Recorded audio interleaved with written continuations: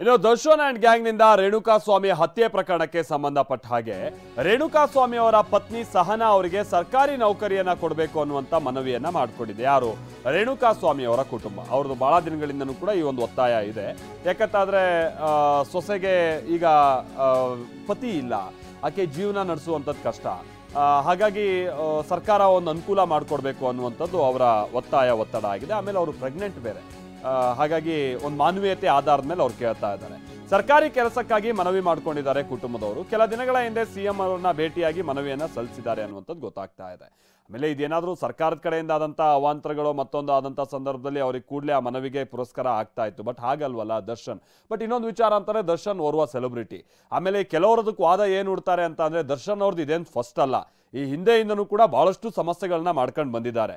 ಅಲ್ಲಿ ಇಲ್ಲಿ ಪಬ್ಬಲ್ ಹೊಡೆಯೋದು, ಮತ್ತೊಂದು ಈ ಥರದ್ದು ಕೇಸ್ಗಳು ದಾಖಲಾಗಿರೋದು, ಕಾಂಪ್ರಮೈಸ್, ಈ ಥರ ಎಲ್ಲ ಬಹಳ ಆಗಿದೆ. ಅವಾಗ ಏನಾದ್ರು ಸರಿಯಾದಂಥ ಕ್ರಮ ಇವ್ರುಗಳ ವಿರುದ್ಧ ಆಗಿದ್ದಿದ್ರೆ ಕೊಲೆ ಮಾಡುವಷ್ಟರ ಮಟ್ಟಿಗೆ ಮುಂದೆ ಹೋಗ್ತಾ ಇರಲಿಲ್ಲ.